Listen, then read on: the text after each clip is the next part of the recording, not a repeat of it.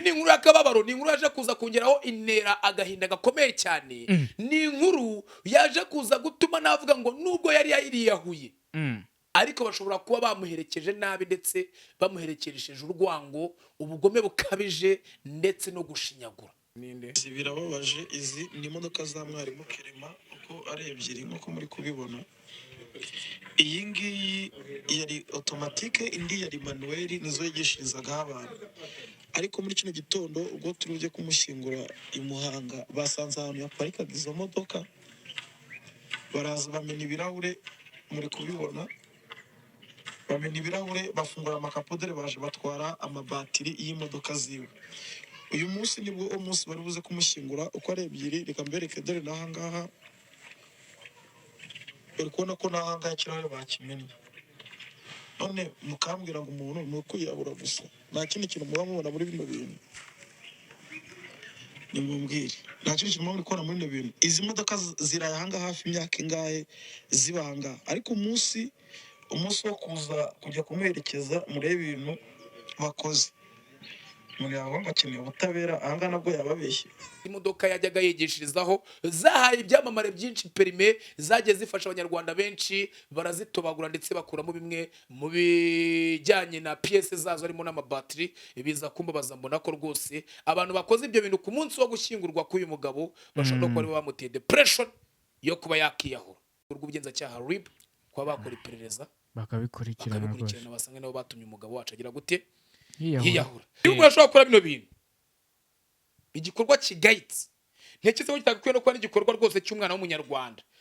Sinkubeshye no kuba yanakica n'umuntu amwisha mutemye cyangwa akoze ibindi yarakorerwaga ibiki. ntabwo ibyo bintu uwo muntu yabitinya, sibyo? Umuntu ariyahuye, ugize Imana wenda uramukize kuko wenda wumvaga ko agomba gupfa, nkawe wamuretse mukamuherekeza mu mahoro, ku munsi wo kujya kumushyingura gufata bimwe mu bintu byari bimutunze, yamenyekanyeho kuko uzi ko ari byo abantu bari buze kuza guhanga amaso, urabimenaguye, ubikoreye hicarubozo. Aba bantu turasanga ngo bakurikiranwe, nibafatwa rwose bazanabibazwe, banabazwe n'ubuzima bwe. So uwitwa Kirikou yaje kuba yakegukana igihembo akesha abanyarwanda, dore ko uwitwa Kirikou indirimbo yatumye ahabwa igihembo cy'imodoka ari indirimbo yakomeje kugenda yamamazwa n'abitwa Moriox Kid. Iyo ndirimbo iza kuza gutrendinga kugeza ubwo abana bayihitinze, kugeza ubwo indirimbo yaje kuzuza amamiliyoni mu Barundi, ubundi kugira ngo nazuzuza amamiliyoni ni ibintu babafata nk'inzozi. Yego, ndetse akaba ari nayo ndirimbo afata nk'indirimbo yamuhinduriye ubuzima, dore ko n'umuntu wamuhaye igitekerezo cyo kuba yaririmba, urabizi ko ari umuraperi, yari umunyarwanda ariwe bita nde Bruce Melody, waje no gushuka witwa Mr Kagame ngo nawe azareke kurapa. Abaraperi bose akaba agiye kubamara mu buraperi, akabohereza mu kuririmba. Jewe ibintu by'ijambo si ivyanje mugabarire, ariko ndabashimiye vyatari kuba mwaranoye, sivyo none, ariko kandi ndashimira n'Imana, ariko havuye Imana ikindi kintu cyane nshimira ni famille yanje. Nashaka baze gatonya kubera nibo bantu ba mbere ba motiva, nibo bantu batuma nkuriza indirimbo mwumva nkora, kandi ni imodoka si gwanje ni gwabo, ariko ivyabo ni gwanje, sivyo? Rero ndashimiye cyane Superbats kuba yariyumviriye gutegura iki kintu, nta n'imodoka nari nsanzwe nifitiye. Murakoze cyane. So zebra switch rero, uyu witwa Kirikou byambabaje kuba yashimiye famille, agashimira abantu b'i Burundi, ntashimira abana b'abanyarwanda bitwa Moriox Kid. Indirimbo yabimukoreye nahani, kandi abatumye imenyekana n'abana b'abanyarwanda bitwa ki? Moriox Kid. Kirikou uze kuza kwicara kabisa, niyo utanabashimira mu ruhame wenda iwanyu bitewe n'impamvu zawe runaka, uze ko wanabakandira nta kintu bigeze gute bitwaye.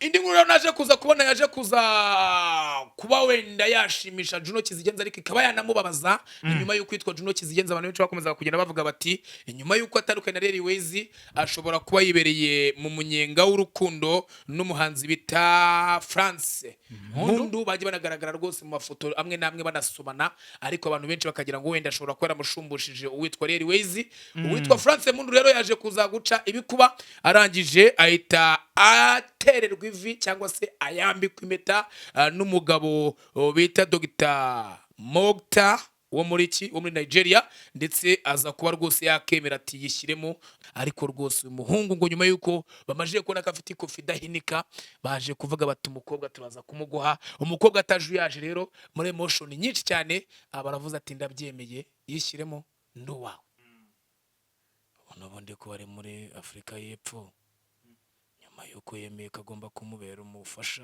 niba ari kurara muri chambre imwe baracyari muri ebyiri zitandukanye nashaka kurikirana wa munya Nigeria abakobwa b'ikigali babazi ko mufite amafaranga shakisha uburyo ubukuramo wawe cyangwa agera ikigara bitwa ba Kirikou 50 batangira bamugusogongeranira bavuga ati reka tuguseze witwa Emeline Ishanga nyuma yuko abatijwe abantu benshi bakomeza kugenda bamwibutsa iby'amavide kandi bitari ngombwa yaje kuba yatambutsa ubutumwa buza kunkura ahantu niba ukiri muzima wumva urambiwe cyangwa ugahora utekereza ko nta cyahinduka ndi umuhamya w'imirimo y'Imana ngwino ukore ngwino uko uri ntuzatinye kwereka Kristo intege nke zawe kuko ashoboye byose uwanyijije nawe yagukiza ibiganza bye bihora birambuye biti mwana wanjye ngwino Yesu arakwakira uyu muntu ari gutwika Emeline Ishanga twabonye ubusabwe cyangwa se ubwambure bwe hanze wenyine ariko ubutumwa ni isomo rikomeye cyane kuko abanyarwanda iteka ryose iyo bagiye kugaragara bambaye imyenda y'imbere bajya kwifashisha icyitwa piscine nta barakwifotoreza no mu buriri buriya reka mubwize kuri zebura mbese mu buriri ho ntago abantu bambara imyenda y'imbere ariko kugira ngo wenda ngo bagaragaze ko ngo batisha umuco bahita bajya kubihengekereza bakajya ngo ku mazi Yes, ndagusuje kandi ngo ikaze wowe tubana wo ukunda ugakurikira ibiganiro byacu umunsi ku munsi nizere ko umeze neza uri mu majyepfo amajyaruguru uburasirazuba n'uburengerazuba n'umujyi wa Kigali nibwo tamasimbi cyane cyane by'umwihariko mwe mukunda mugakurikirana View Nation TV wakoze subscribe ndagushimira wowe utarayikora kanda kuri subscribe kugira ngo tujye tubana umunsi ku munsi turagarutse rero nk'ibisanzwe nge ndi Zebra Switch kuri mikoro nk'ibisanzwe ariko kandi kuri kamera no kuri mikoro za View Nation TV turi kumwe na mwenyewe tugarukanye na Kuri Magique inshuti y'ababosi n'andi mazina agiye atandukanye yakoze ibigwi bigiye bitandukanye niyo mpamvu abafite amazina agiye atandukanye menshi cyane turagarutse rero Kuri Magique amakuru bimeze bite umeze neza ntari magara se ku munsi wo ku cyumweru ariko sidukuru cyangwa no kuderuka gusenga zeba nakubwiye ngo ujya gusengura byanga ngere ko ndasenga usengera he mu mutima ubone ko ugiye kumwe munuza ariko n'ubundi urusengero rw'umuntu ni mu mutima subiza se kuki utagiye guterana oya guterana se muri zira business zabariya oya mu materaniro yera amateraniro yera sabera he abera mu rusengero uruhe ndagutumiye kwa rugamba muri Bethesda Holy Church yego turasenga n'Imana ikadushyigikira niyo mpamvu tugiye kuzuza ibihumbi 26 by'abadukunda bakanadukurikira no kuri View Nation TV yego turagarutse rero udufitiye ikiza ngira ngo wenda dore no kubyo byo ku rusengero ndagira ngo basi mbanze nshimire Imana ndetse nshimire rurema bintu tuma tubasha kubaho tubasha kubyuka tukavuga tukabasha kurara turiye ndetse nshimire na bamwe mu bantu bagiye bakomeza kumva cyane uwitwa Emeline Ishanga ubwo mvuze bakomeje kugera bamwumva nabonye bitwa ba Jesus Mipangu ndetse n'abandi bantu bagiye bakomeza kugenda bumva understanding yiwe nyuma yuko abatijwe abantu benshi bakomeza kugenda bamwibutsa iby'amavide kandi bitari ngombwa ariko hagati aho ngaho yaje kuba yatambutsa ubutumwa buza kunkura ahantu agira ati aravuga ati niba ukiri muzima wumva urambiwe cyangwa ugahora utekereza ko nta cyahinduka ndi umuhamya w'imirimo y'Imana ngwino ukore ngwino uko uri ntuzatinye kwereka Kristo intege nke zawe kuko ashoboye byose uwanyijije nawe yagukiza ibiganza bye bihora birambuye biti mwana wanjye ngwino Yesu arakwakira zebra switch ni uko wenda umuntu ashobora gukora ikintu ukumva wenda bamwe b'ubu ngubu baravuze ngo uyu muntu ari gutwika cyangwa ari kugira gute, ariko ubutumwa ni isomo rikomeye cyane ryo kuba abantu benshi bagenderaho cyane cyane urubyiruko. Si Emery Nishanga twabonye ubusabwe cyangwa se ubwambure bwe hanze wenyine, ngira ngo twamaje kuba n'abandi bantu benshi, ngira ngo n'inkuru zimaze iminsi zivugwa nizo zaba yampano namaje ko namaje gutumirwa mu gitaramo kizaba kirimo abitwa ba Kirikou, kirimo abitwa ba Bushari. Ntekereza ko nacyo cyateguye n'umugabo wa Kigali Protocol cyangwa se boss wa Kigali Protocol witwa Joshua cyangwa se mumenyereye ku izina rya harya bamwita Jidena, ngira ngo wenda n'umwe mu bantu bakomeje kugenda bagaragaza ko kabisa nawe baragenda bashyigikira impande zose, ndetse ibitaramo bamajije kwijandika, dore ko rwose ubona ko nawe ari umwe mu bantu bari gutegura ibitaramo kandi bakora ibitaramo byinshi cyane, ariko none nawe akaba anagishyiramo na wa muhanzi we bita Bushari. Bamuzi ko ibintu bye ntabwo bishobora kuramo umuhanzi we bita Bushari. Urumva ko ni ibintu byiza cyane. Rero niba amavideo nk'ayo ngayo yabayampano abandi bagiye bagaragara ndetse n'abandi ugasanga n'umwe witwa Emery Nishanga we yahise gufata umwanzuro wo kuba yakizwa, akavuga ati umwanya namaze ndimo rwose nicaye aho ngaho, ndi mu mayoga, ndi mu buyobe, ndi muri ibintu bya ambiance, bikaza kumviramo kuba nakwandagara ndetse nkajya no kuganirizwa, dore ko ari umwe mu bantu bajyanye muri rehab igihe kirekire. Urumva ko kuba yafata umwanzuro nk'uwo byaba ari ibintu byiza cyane, ndetse unagaragaza ko rwose inzira yo guhinduka cyangwa se iyo kuba yakakira Yesu nk'umwami n'umukiza ari ibintu atekerejeho kabiri, ndetse n'abamucira urubanza bagakwiye kwicara bakavuga ngo nyaboneka kugira ngo ucire umuntu urubanza ejo uzabazwe ibyo wamuciragamo urubanza tugeze kuri wa munsi w'imperuka, wagakwiye nawe guhindukira ukakira Yesu nk'umwami n'umukiza, ukemera ko ugomba kuyobora iki ubugingo bwawe. Tukiri aho ngaho zebra switch, ngira ngo abantu benshi wenda ku mbuga nkoranyambaga bakomeje kugenda nanone bikoma bikomeye cyane. Umwe mu banyarwandakazi bagaragaye nanone bambaye cyitwa makariso ndetse cyangwa icyo twakita nka string cyangwa underwear cyangwa imyenda y'imbere ndetse n'amasutiye arimo atambuka mu mideri agaragiye u Rwanda cyangwa se ahagarariye u Rwanda. Benshi batangira kugenda bagira gute bamutera amabuye ku mbuga nkoranyambaga. Rero bakomeje kunenga Tuyishime Solange Kate, niba ari Keita, urumva uhagarariye u Rwanda muri Miss Universe iri kubera muri Thailand. Urumva bavuga ko atarakwiye wenda kugaragara yambaye umwenda wa bikini, nubwo rwose bagerageje kubyegereza amazi, ariko nza kuza kwibaza ngo kuki abanyarwanda iteka ryose iyo bagiye kugaragara bambaye imyenda y'imbere bajya kwifashisha icyitwa piscine, barakwifotoreza no mu buriri. Buriya reka mubwize kuri zebra, mbese mu buriri ho ntago abantu bambara imyenda y'imbere, ariko kugira ngo wenda ngo bagaragaze ko ngo batisha umuco bahita bajya kubihengekereza bakajya ngo ku mazi. Twoza kino kintu, ifoto yo ku mazi, ifoto yo mu buriri, ifoto yo mu muhanda, niba wambaye ubusa bikuraho kuba wambaye ubusa. Biratandukanye. Ubusa bwo mu muhanda n'ubusa bwo mu mazi bitandukaniye. Mu mazi n'ubundi ntiwakoga wambaye imyenda, yego. Mu buriri ntiwaryama wambaye imyenda, yego. Ariko mu muhanda, yego, ntago kwiye kugendamo wambaye ubusa. Simbigoragoretse bigakura. Umuntu wamaze kugera mu mazi aba yahinduye igihugu. Oya, ntago aba yahinduye igihugu, ahubwo moment arimo akosibyo baba bagusobanurira. Moment arimo imutegeka kwambara uko yambaye. Yego, yego. None se ubundi kurirwamo umutera amabuye ngo yambaye bikini, mwagiye mureka ahubwo abana bakajya bimatatura aho baba bari hose bakikorera ifoto. N'ubundi niba ari umubiri muvuga ngo yambaye ubusa ko n'ubundi no ku mazi tuba twawubonye. Uko ni kubyumva. So rero ngiye ikintu kiza kugenda kitsetsa. Urabizi imbere video zabaga zirimo abana bambaye amabikini barazicaga. Indirimbo nyinshi bagiye baca bro, nyinshi cyane bagiye baca, harimo zitwa za Too Much, harimo indirimbo ya Dr Gigi, harimo All Star, harimo na ba Bruce Melody. Urumva harimo indirimbo ni nyinshi bagiye baca nyinshi cyane. Ntaza kuza kwibaza ngo umwanya wa none ko none izo ndirimbo zirimo kuza gukinwa, ndetse rwose wakanga nuko abana bacu bagaragaza ubwiza kugira bashe gutsinda ayo marushanwa, tukabona muzana witwa bakiri mu Kardashian nibo bashyizeho nk'akantu wenda hano ku mwanya w'ibarukiro konyine. Harya ubwo ngubwo muzakomera internet kugera ryari? Twakwiye guca tukamenya ngo uyu muntu akora ibi, ibyo bimutunze, niyo mpamvu ari gukora biriya, kurusha uko muzajya muza mukabureminga umuntu kandi ejo mu gitondo mukadutsindagira iby'abanyamahanga. Kuko niba ari uwo mubiri zebra kambwiza ukuri, nushyukirwa umunyarwanda n'umuzungu n'umuntu uzamushyukirwa. Ngo wiki ubonye umugande yambaye busa agukozeho ntabashagarara wagera. None ngo abagande bijojo.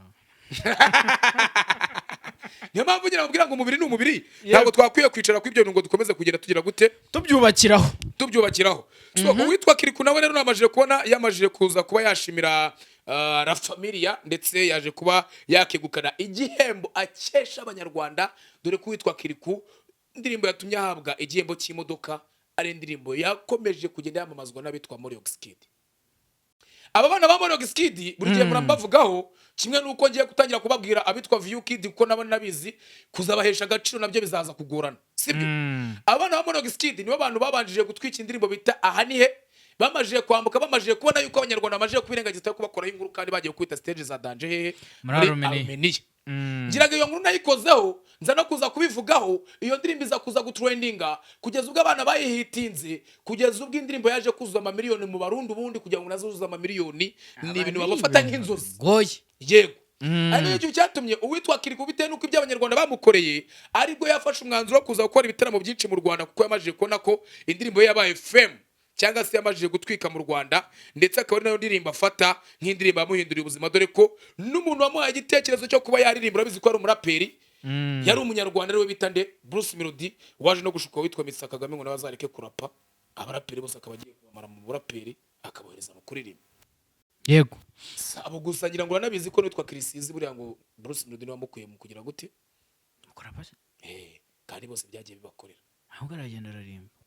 So zebra switch rero uyu witwa Kirikou byambabaje kuba yashimiye famille agashimira abantu b'i Burundi ntashimira abana b'abanyarwanda bitwa Moriox Kid. Umve tugaruke mu kanya tugira amahoro abana jewe ibintu by'ijambo si ivyanje mugabarire ariko ndabashimiye vyatari kuba mwaranoye sivyo none ariko kandi ndashimira n'Imana ariko havuye Imana ikindi kintu cyane nshimira ni famille yanje nashaka baze gatonya kubera nibo bantu ba mbere ba motiva nibo bantu batuma nkuriza indirimbo mwumva nkora kandi ni imodoka sigwanje ni gwaba ariko ivyabo ni gwanje sivyo. Rero ndashimiye cyane Superbats kuba yariyumviriye gutegura iki kintu nta n'imodoka nari nsanzwe nifitiye. Murakoze cyane ngira ngo wamwumvishe ko nta n'imodoka yagiraga ariko kubera indirimbo bita ahanihe abasha kwegukana igihembo gikomeye cyane cy'imodoka. Mbese zebo uretse ko wenda abahanzi bagira gutya bakaba babasha kugenda banibagirwamo gake gake uyu mugabo agiye kwirengagiza ko Nyarwanda Moriox Kid ariwe bamuhesheje iki gihembo. Yego wenda akoze indirimbo nziza sibyo. rero ndashimiye cyane Superbats urumva twemeranye ko wenda yakoze indirimbo nziza yego yaba audio na production ariko indirimbo yabimukoreye nahanihe kandi abatumye imenyekana n'abana b'abanyarwanda bitwa ki Moriox Kid. Kirikou uze kuza kwicara kabisa niyo utanabashimira mu ruhame wenda wanyu bitewe n'impamvu zawe runaka uze ko wanabakandira nta kintu bigeze gute bitwaye. Yes, of course, kwa mtobe binovya kefe of course ngova zdamba sada fap coming as mtoto abutamwa na ngenda tukative tutravoka butinyi rubwite avunisha ko majiko ndavuzwe amugesho hit yotel zuba iticuti y'aba boss itijwi ry'aba diaspora ni ngejwi abandika akaje ko pandemic in the city mwuzukuru wa Jama Food Shop mwana aho umugore imbaga zikyo zubaka avuba nyito operator interro speaker agacoka yatse ko Mr a breaking zebra switch rero yego nyina nakubwiye ko nje bita Mr breaking nujya kuvuga ko nje bita media house inzu kubyumva bishatse kuvuga iki rero uyu mwanya wa none nka media house mbere kugira ngo ngire ikintu kintu mvuga umfasha ducimira witwa Muchoma J guturuka hehe leta zunze ubumwe za Amerika Arizona ndetse rwose ngo niwe muntu ushobora kuba yagucomera cyangwa se wakokereza ikitwa ikidari ikitwa mishishi na za nyamacoma byose za nyamacoma burusheti zingaro amafaranga makeya noneho aho wabereye hose abari muri Arizona mbese muri leta ariyo yose yo muri Amerika ashobora kuba yakugezaho delivery cyakaza kugukora yaba mu bukwe yaba muri anniversary yaba shot party ndetse n'ibindi wowe bamwita Muchoma J ngira ngo nimero tagiye kwishyiraho ukomeze ugiye brandingaho ndanamubwira rwose Muchoma J yanagukandire Muchoma J ni buri kundeba uwitwa Zebra Switch gira ujye nawe umukandire dore ni wagize igitekerezo cyo gushyira iriya nimero dushyira zo nimero Muchoma J ari kujya unamwandikira nawe murebe no ku Instagram unamutaginga unamubwira ati Zebra Switch ko butandeba mu gitabo kimwe ese Zebra muragira ngo Muchoma J ajya gura n'agafanta mpite nkubwira ngo Muchoma J yakanze Muchoma J rega najye umenya gufata abakire uwo n'umucyanya mwita Muchoma J Muchoma J rero uzambwira nge ngukandire sibyo Muchoma J rero mu mugane akorera muri leta zunze ubumwe za Amerika ikijyanye no gucoma nikijyanye n'igikoni arabanza kanikurikira uwo niwe bitande Muchoma J yego so tuvuye no kwa Muchoma J Zebra Switch iyi ni inkuru yakababaro ni inkuru yaje kuza kongeraho intera agahinda gakomeye cyane ni inkuru yaje kuza gutuma navuga ngo nubwo yari yariyahuye ariko bashobora kuba bamuherekeje nabi ndetse bamuherekeresheje urwango ubugome bukabije ndetse no gushinyagura bitsi bikeya rero twumvishije yuko umuvandimwe cyangwa se uwamamaye nko kwigisha imodoka uwitwa mwarimu Clement yamajije kwiyahura kinaga mu mugezi ndetse akaza kuba yanapfa dore ko rwose mu bwiyahure bwe yarabifitemo ubushake kuko numwe mu bantu bakuyemo ijire yambaye yarahura mu kiyaga arangije agira gute arapfa nyuma yo gupfa abantu benshi bakomeje kugenda bavuga bati se abantu benshi bakomeje kuzajya biyahura noneho abakire ibintu bimeze bite amakuru dukesha uwitwa Aga Promota umwe mu babloga wenda bameze neza no mu Rwanda yaje kuba yadufatira video bwo bagiye gushyingura nza kuza kubabazwa cyane bikomeye n'abagizi ba nabi bagiye bafata imodoka yajyaga yigishirizaho zahaye ibyamamare byinshi perime zagiye zifasha abanyarwanda benshi barazitobagura ndetse bakuramo bimwe mu bijyanye na PS zazo harimo n'amabattery biza kumbabaza mbona ko rwose abantu bakoze ibyo bintu ku munsi wo gushyingurwa k'uyu mugabo bashobora kuba ari bamuteye depression yo kuba yakiyahura urw'ubugenzacyaha RIB kuba bakora iperereza bakabikurikirana basanga nabo batumye umugabo wacu agira gute yiyahura so Zebra rero iyo ni inkuru iba igayitse ndetse inakabije irimo n'urwango rwinshi gatoya twumvaga Promoter wafashe zino video kugira nabishyiraho and then tugaruke mu kanya bantu banyu birababaje izi ni imodoka za mwarimu Clement uko ari ebyiri nk'uko muri kubibona iyi ngiyi yari automatique indi yari manuel nizo yigishirizagaho abantu ariko muri kino gitondo ubwo turuje kumushyingura i Muhanga basanze ahantu yaparikaga izo modoka baraza bamena ibirahure muri kubibona bamena ibirahure bafungura amakapodere baje batwara amabatiri y'imodoka ziwe uyu munsi nibwo umunsi bari buze kumushyingura uko ari ebyiri reka mbereke dore nahangaha uri kubona ko nahangaha ikirahure bakimennye none mukambwira ngo umuntu ni ukwiyahura gusa nta kindi kintu muba mubona muri bino bintu nimumbwire nta kindi kintu muba muri kubona muri bino bintu izi modoka ziraye ahangaha hafi imyaka ingahe zibanga ariko umunsi wo kuza kujya kumuherekeza murebe ibintu bakoze muri abo bakeneye ubutabera ahangaha nabwo yababeshye ngira ngo Zebra Switch rero we n'abadukurikiye muri kubona izo video kuntu zimeze n'umuntu wabikoze ntabwo aragamije wenda kuba yakora ibintu birenze urumva yamenye ibirahure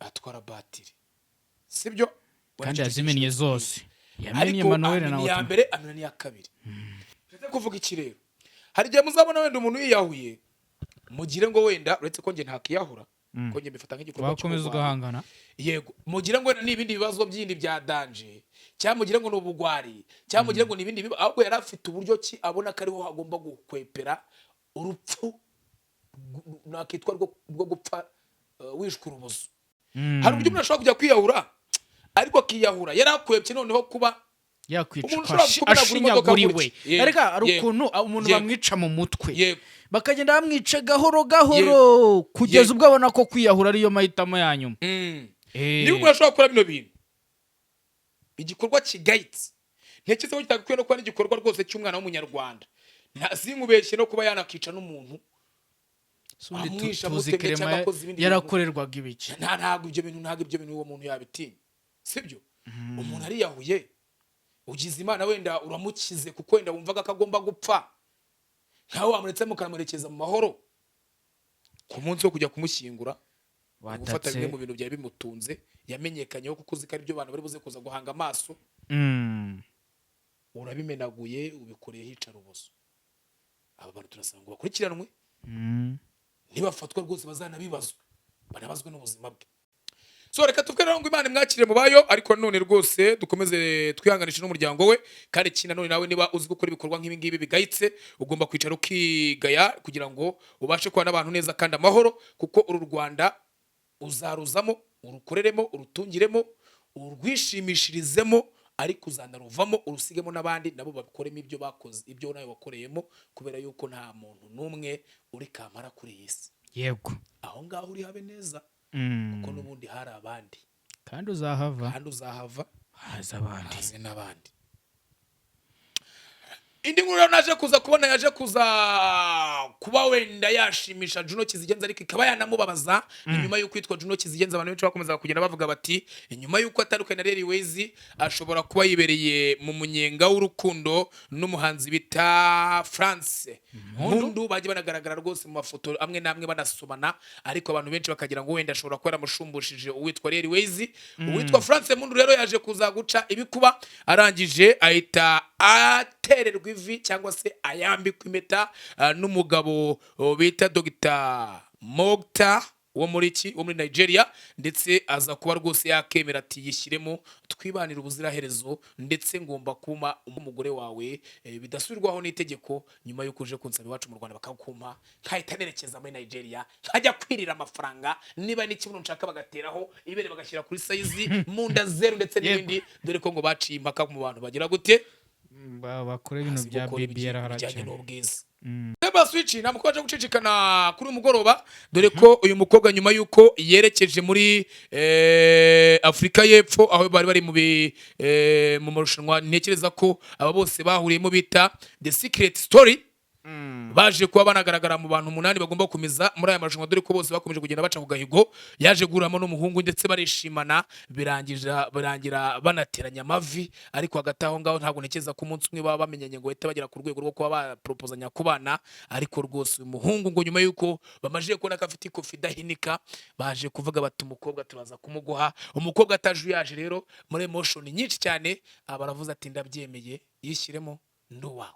Ahubwo naje kwibaza ngo ubundi ko ari muri Afrika y'Epfo nyuma yuko yemeye kagomba kumubera umufasha, niba ari kurara muri chambre imwe baracyari muri ebyiri zitandukanye, ariko izi ibintu byumvikana. Fiance wawe fiance icyambere cyo bari muri camp imwe, ariko nk'abateguye camp bafite uburyo bavuze ati abakobwa bazarara abagabo bazarara. Yego, neza nyuma yuko bedekare bakabyereka isi bamubwira ati va n'ubundi kujombe hari ibyadanje byaba birimo, nyuma yuko babyemeye bakavuga ati tugomba kubana. Reka cyari yo kimenyetso cya mbere ababyeyi bagomba kubona bakavuga bati ariko ugomba kubanza ukamusinyira no mu mategeko. Nase wowe wabikora iryo kosa ko wateye ivi ugahita harya wa wundi wo muri babandi bo yes muri babandi ngo ba Makenzi harya bari bashatse mu basketeri begeze bajya imbere y'amategeko. Abyese ntabwo babihesheje umugisha ariko barawukora wubanye kuri maje ari amafaranga azi kuri umuhungu yinjiza 15 by'idolari kukwe. Yego, umbwira ngo ngaho nabyihore reka amahirwe namubwira ntashaka kurikirana wa munya Nigeria. Abakobwa b'ikigali babazi ko mufite amafaranga, shakisha uburyo ubukuramo wawe cyangwa agera ikigara bitwa ba kare 250 batangira bamugusogongera bavuga ati reka tuguseze.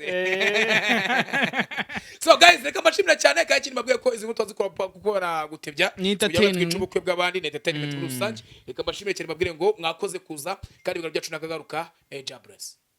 Inyubako yanjye iruzuye nk'umusirimu ngomba kwesiteramo amazi. Ese ntushobora gusanga indi yawe amatiyo yatangiye kwangirika? Tandukana na kampani z'ibicupuri ubundi ugane MK Hardware Limited. MK Hardware Limited ni igisubizo ku bantu bose bashaka ibikoresho bya plomberi. Ahangaha tugufitiye amatiyo ndetse n'ibindi bikoresho byose kuva kuri robine ntoya n'inini. Dukorana na kampani ndetse tugakorana n'abantu bikorera ku giti cyabo. Ibikoresho byacu no original dore ko twigerera ku ruganda tukazana bya bindi nimero ya mbere utandukanye na babandi baguha ibikoresho ugasanga bimaze ukwezi kumwe gusa bikahita bitangira kwangirika. MK Hardware Limited duhereye hano ku Kinamba ku muhanda ukatujya Kacyiru ndetse n'undi muhanda ukata ujya ku Gisozi, ndetse nkubwiye ngo ni mu masangano cyangwa mu mahuriro y'imihanda ntago naba nkubeshye, dore ko hazwi nko ku isaha ukebutse ureba inyuma gatoya ureba ku muhanda ujya ku Gisozi uhita ubona company nitwa MK Hardware Limited. Nimero yacu ni 0784 4357 karindwi nanone 23. Mwihariko wacu nuko nuguze byinshi tumutwaza Mr. Kari Hardware Limited, igisubizo kwa plombere bose muri rusange. You know shit. Come on,